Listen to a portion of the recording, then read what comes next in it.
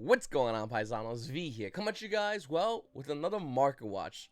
This one is going to be unlike any market watch I have ever done, period.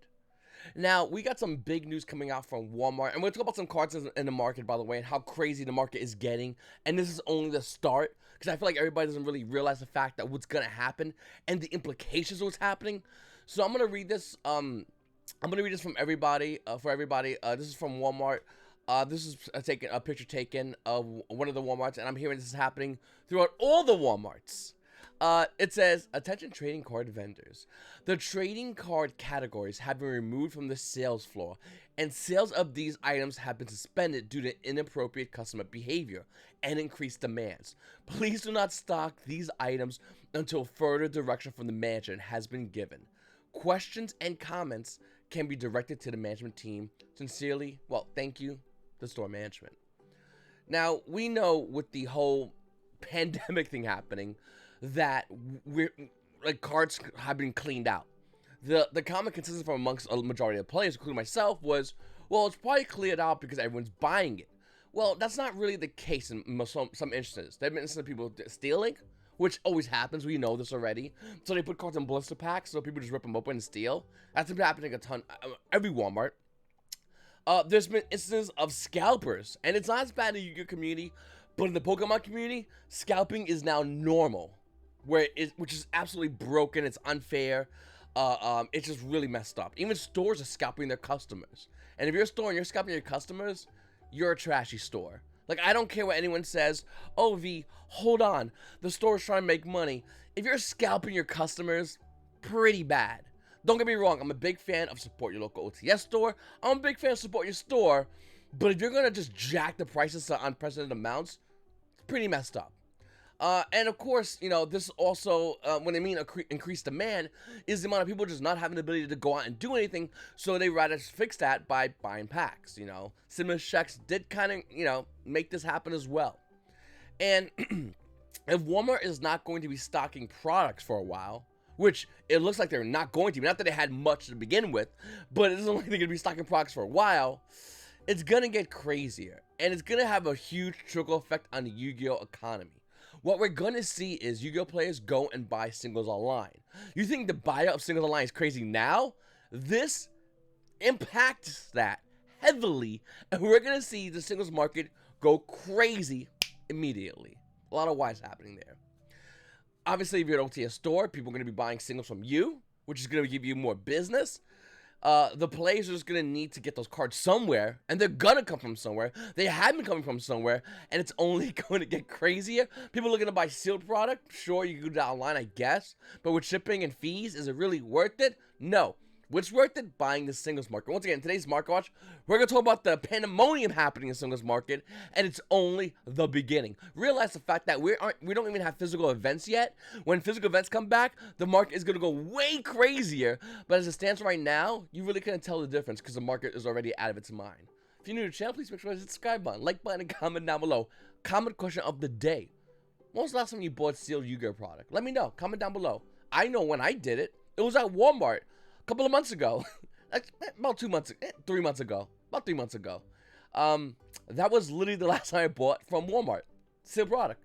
Other than that, I usually buy singles online. I think it's the best way to do it, and I really do think that moving forward, we're going to see even more players do it, than any before, and that's going to heavily impact the game and the market. If you think card prices are expensive now, and didn't they delay Megaton's a month forward? Oh, okay, a month of no reprints. This is going to get crazy. Now, once again, guys, look at the Yu-Gi-Oh market. We're gonna see with Ancient Guardians. They're on. We're seeing pre-sale prices for a lot of the cards in here, including Collector's Rare's Dino Wrestler or Prankatos. Probably the most wanted card as a Collector's Rare in Ancient Guardians. Prankatos right now is roughly around $145. It will be dropping, and it'll probably be stabilizing roughly around $70 if I had to guess. Will it stay 70 for long? I don't know. You let me know.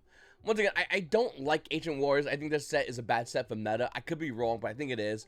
But I love all the artwork on all the cards. And to be honest with you, I'm probably going to be buying a bunch of deck cores from this set. Let me know what you're going to be buying from this set. Is there anything else besides Pangatops that you're really into in this set? I don't know. Everything looks really nice, but it doesn't really do anything. So it'll probably be all cheap if I had to guess.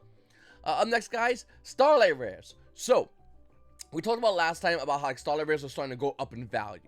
And we talked about how they're not going to stop going up in value. It's only going to get crazier as more hands are going to try to grab the pot that is the Starlight Rare pool. And by the way, there's not many in the market as is. Looking at Starlight Rare Appaloosa Bowl of Gods, a card with an $847 market price, the value is roughly around $1,500. Now, here's the weird thing about Starlight Rares. Normally, Yu-Gi-Oh! Players want competitive meta cards and have them in foreign languages. It just looks really nice. I get it. I have a lot myself. But for cards like Starlight Rares, they're actually cheaper in different languages. And the reason why is because nobody wants the cheaper ones. They want the English ones. And if you want Appaloosa, it's roughly around $1,500 right now. Little fun fact, when we had the first Stimmy Check drop, Appaloosa went from a relatively inexpensive Starlight Rare comparatively to now to roughly around, I believe, $1,200. Then it jumped down to about, I think, what, $700, I believe it went down to.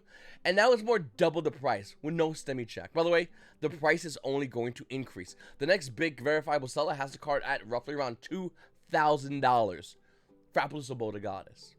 Then we can take it back and look at another Starlight Rare. Maybe the IP Masquerade. What about that one?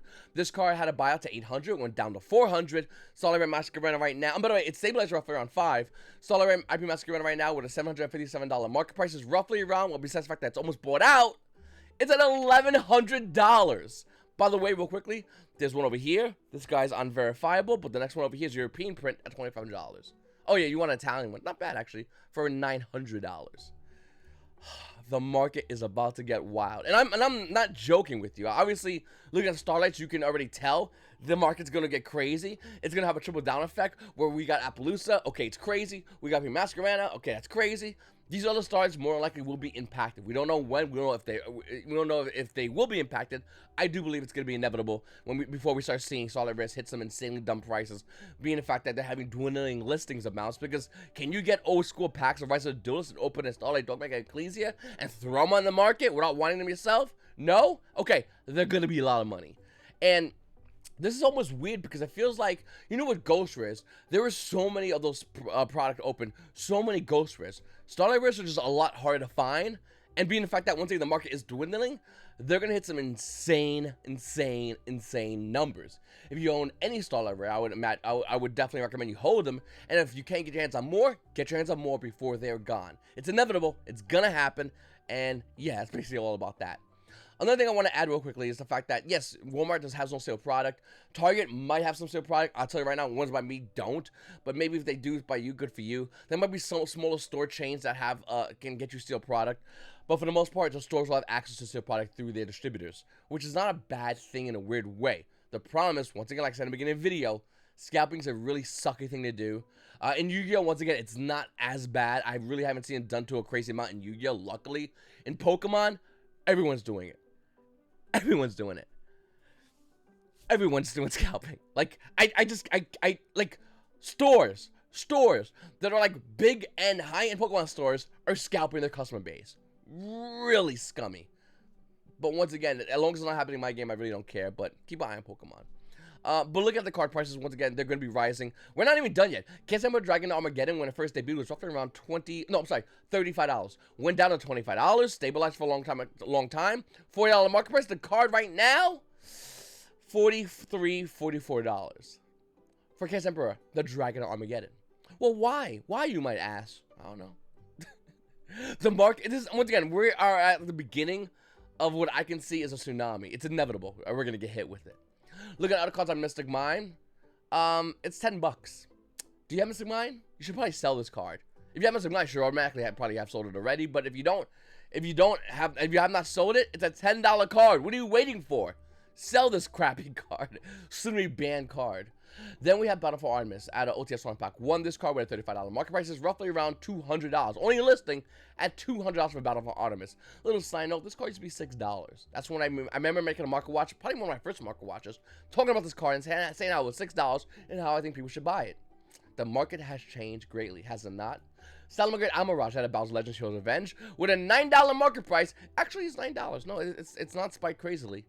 Except until you realize the fact that when this card was out, it was roughly around $5. And it's almost doubled in price. Then we have X-Code Talker, an ultra rare Extreme Force with a $5 market price. It's actually not $5. Now, this guy's unverifiable, so it's roughly around $81 for X-Code Talker. But V, why X-Code Talker? Well, You see Crazy Hand. Exco Talker is like that because the market's gone insane. I know. It's gone insane. Will it ever be normal? No. Sad. This is, once again, yet another reason why we need more stores to open more sealed product, open, sort, and sell. And their players are doing it as well, thinking, hey, I'll buy into X set, I'll make a ton of money, open, sort, and sell, right? No, not if you can't pre-sell for these cards. Okay, then we have Inspector Border out of Extreme Force as well with a $5 market price. It's doubled. Now it's roughly around, well, almost tripled actually. Unlimited's roughly around 13. First edition versions, the first edition almost triple. They're like $13 for first edition as well. Inspector Border. This is, of course, it's for the original print. If you want the secret rare, it has a Mega 10. That's like $2. The Ultra Red Dose Devastator is like $2, but original print's worth a lot of money. Cyber Dragon Infinity, you say? Yeah, we're over here already. Cyber Dragon Infinity with a $7 market price is almost doubled as well. Unlimited copies are roughly around $14. That's doubled, by the way. I'm bad at math today. And then if you want a first edition version of Cyber Dragon Infinity, it's roughly around $30 a copy. For Cyber Dragon Infinity. What's it doing, you might ask? Nothing. Except Cyber Dragon Players. Cyber Dragon Players will tell you it's like God is doing everything. Everybody else? Yeah, no, it's doing nothing. Then we have Cosmo Strawman. Remember this card that didn't get reprinted? Oh, don't worry about it. The market fixed you on that one. Cosmo Strawman, I didn't mention the cast. So $2 Ultra Rare is now, well, roughly around $10. $10 for a card that did not get a reprint. Sounds funny, sounds weird. It happens all the time in this game. Storming Mirror Force is a card that costs me billions and has always had good value. In fact, the card has a $15 market price, but the card's not $15. In fact, the card's roughly around $60. $60 for Storming Mirror Force. We're not even done yet. Necrosis Sophia Ultimate Rare out of Cross Souls with a $10 market price. Unlimited copies of 25, and you want a first edition version of the card, it's roughly around $28 for Necrosis Sophia. Remember the time you play this card in your deck, in your Necros deck? Yeah, me neither. But it's money because it's Ultimate Rare out of Cross Souls. Sacred Noble Knights of King Artorigus. This Ultra Rare Shot Spectres with a $5 market price is not $5 anymore. It's $17 to $18. By the way, after the $18 sold, it goes to $19 and stabilizes there for a while. It does have another printing. Let's go check it out. The other printing is from the Noble Knights set of King whatever. That version, $10. Not bad. Kind of discounted price. Modoche Queen Tiramisu Ultimate Rare at Abyss Rising with a $57 market price is no longer $57. In fact, there's one over here for $110, and if you got a first edition version, you're almost paying near $200. It is currently at $190. Modoche players, you convinced me you are like Cyber Dragon players who wish they were also like Hero players. Okay, next, we have number 33, Konami Machu Mech. This card with a $9 market price is not $9. In fact, it's $29, and you want a first edition version, it's $30. Crazy? Yeah, that's the market we're in right now. Hi, how you doing? We also have Potted Designs at Ultimate Rare at OTS 1 Pack 11. Now, this card with a $96 market price actually is roughly around $100. And hold on a second. Unlike a majority of cards I just mentioned in this market watch, that actually makes sense. In fact, that's undervalued. This card's going to hit 120. The minute these cards hit 120, these Ultimate Rares, I always feel like they spike insanely high. The numbers, it's really hard to count afterwards because it just happens so quickly. And look at Ultimate Pod Designs at OTS 1 Pack 11. I can expect this card to be on the point where the minute it hits 120. After that, chat, after everyone watching this video, I can't guess where the value of this card is going to go. But it will go high. This card will be worth easily $200. And if anyone holding it right now, probably feeling pretty good about themselves. So what's happening with the whole grand scheme of everything right now within the Yu-Gi-Oh market? The Yu-Gi-Oh market is so calm. It's so calm to the fact that, yes, Yu-Gi-Oh players don't have access to go to the Walmart and buy sealed Yu-Gi-Oh product. They really haven't had it for a while, and the market's slowly starting to turn. Slowly starting to become degenerate because of Yu-Gi-Oh players not able to access physical Yu-Gi-Oh product. Now you might say, well, V, some stores are open. Most stores are not open, and being the fact that most stores are not open, those players can't physically go and buy sealed Yu-Gi-Oh product at their local OTS store. Some are, lucky dogs if you are one of those players or store owners. Some are not, and those who are not, well, the stores, I don't know how you're staying around. Maybe it's like a shell business. Good for you, I guess, in a weird way. Money laundering, my man. But for most players that can access the ability to go into those stores, it's kind of a pain. I'll tell you right now, little personal side note, the store in my town that I live in literally has like a zillion rules, and I feel like I unfollowed them on Facebook because I was so, they kept adding rules. They kept adding rules. At first it was like, everybody, you know, we really need you to wear masks. We really appreciate it too. You have to wear masks. You have to wear masks. That's the rules. And then I was like, okay, makes sense. And then another post was like, no one can bring drinks in the store. No more drinks in the store. Drinks in the store are bad. Any drink for any reason. Diabetic? Psh, you better go eat some sugar outside. And then they had like another rule. They were like, nobody can bring backpacks. You can't bring backpacks. And you're sitting there going, by the way, oh yeah. And then they said you can't play your cards in the store. Like, this happened all within a span of like a week. And the community, my trading card community, or whoever goes at a card shop, was all like, you're so cool, you're so awesome. And I was like, yeah, I'm following that guy's a prick. Like, dude. And people, and hold on. The icing on the cakes, when I went to go buy the sealed booster box of Yu-Gi-Oh! I forgot what booster box it was. They wanted to, I think I had $200 and something in store credit, because we used to save store credit up. It was not an OTS store, by the way. They charged me $100 for a booster box. With tax. Oh yeah, you gotta add tax on top of the $100. For a booster box of a core set. I forgot which core set it was. But I was like, you know how much store credit I got? Let me get 2 booster boxes. I think I had to pay them like $10. And that was me going to that store.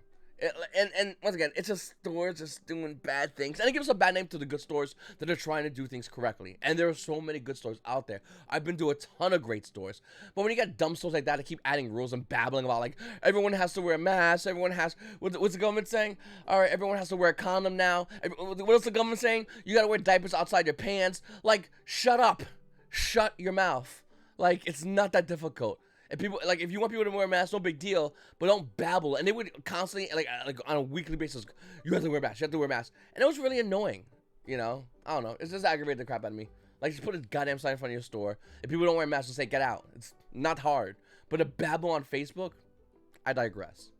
There are a lot of bad stores out there, but luckily for everybody here watching this video, everybody in general right now, we have the Yu-Gi-Oh! Singles market. And I feel like for a lot of players that were maybe didn't want to buy or kind of want to buy, or maybe were buying on like Amazon or eBay, the Yu-Gi-Oh! Singles market on TCG Player is the main market. The prices you go look for cards whenever you do trade is looked at from the Yu-Gi-Oh! TCG market. This is the Bible for looking at prices, and this is the Bible for a lot of people when it comes down to selling cards, myself included. And I really feel like as time goes on, we're going to see people buy, maybe steal product online, but I think the Yu-Gi-Oh! Market, the Yu-Gi-Oh! Player might change into more of a Yu-Gi-Oh! Investor. A lot of us already are. We've been buying cards, holding them and selling them at higher profits when the Yu-Gi-Oh! Market inevitably just goes crazy and buys the cards out. But there are a lot of players right now watching these videos who are wondering, what do I do because I can't access physical product? The best thing to do is, like I said, look into the Yu-Gi-Oh! Market. Today was a day when we talk about cards that are insanely expensive. I love going over new sets and talking about what has good potential value. And for those cards, if you bought those cards and you held those cards and you waited, you can have an opportunity to sell these cards at insanely high prices to the point where your Yu-Gi-Oh! Deck is a deck that you bought fully from TCG Player by buying card singles online with store credit, and you're not actually paying any physical amount of money. That's my goal. That's what my goal for you guys out there doing. If you're watching, that's my goal that I did for myself. I've been doing it for myself for years, where I don't really pay cash on my pocket for Yu-Gi-Oh! I mostly play with store credit because I have accumulated so much by selling cards, and I really do enjoy it. And I really feel like a lot of Yu-Gi-Oh! Players watching this video right now, maybe Yu-Gi-Oh! Players who are debating on what to do, that's definitely an option. You can buy cards, invest in the market, invest in the game, hold them, get ready for them, and get ready to sell. Sell properly, but nevertheless sell. And have that store credit or have that money go to your bank account or whatever way you want to do it. And that will allow you to buy Yu-Gi-Oh! Decks, max rarity Yu-Gi-Oh! Decks, almost nothing. That's basically what happened with me with my max rarity Shadow Invoke deck. Like max rarity, I really didn't pay that much cash. I just used my store credit because I have so many cards that I bought, sold, held for value, waited till they went up, and that value matured, and threw them on the market. And as time goes on, that's going to happen to a lot of Yu-Gi-Oh! Players. I feel like a lot of Yu-Gi-Oh! Players that can go to Walmart might not have the ability to go to a store, might turn around and go, how do I make money in this game? And that's definitely an option you can do. Or that, or you can just pay these crazy high inflated prices. It's up to you at the end of the day. It's always been up to you. That's what I do, and this is why I advise everybody. And like I said, I'll have more videos coming out talking about the Yu-Gi-Oh! Market and cards I think are good to buy and hold on to. There's a lot of people out there who will tell you X and Y, but hey, listen, if you don't have to buy a penny whenever I do my videos, I put it in the description down below. Never buy a penny. If I'm wrong, I'm wrong. But test me. Test me. See if I'm wrong. I'm not trying to say I'm the best. No. I've been wrong a couple of times, but I'm mostly right. And I feel like with Walmart stops selling product and physical stores there, and some physical stores we can't access, unless Konami, physical everything opens up again, we're going to see a lot of Yu-Gi-Oh! Players buy into this market heavily, and we're going to see Yu-Gi-Oh! Players try to get as much as they can from the market without obviously spending at max value price points. Because no one, I don't think, is going to be looking to buy a Napaloosa, Bodegar, Starlight Rare for a good amount of time, maybe even an IP Masquerena. And those who do buy, well, that's the rest of that market. You might be able to be lucky on eBay or Amazon at the insanely inflated prices, but for the most part, those will all dry up. And what have we learned? You learned that if you get things cheaper, you can have the ability to sell them when they're more expensive, or you can just get them cheaper. Pretty easy. Anyway, Paisanos, it's your boy V, and you Paisanos, you guys have a great day.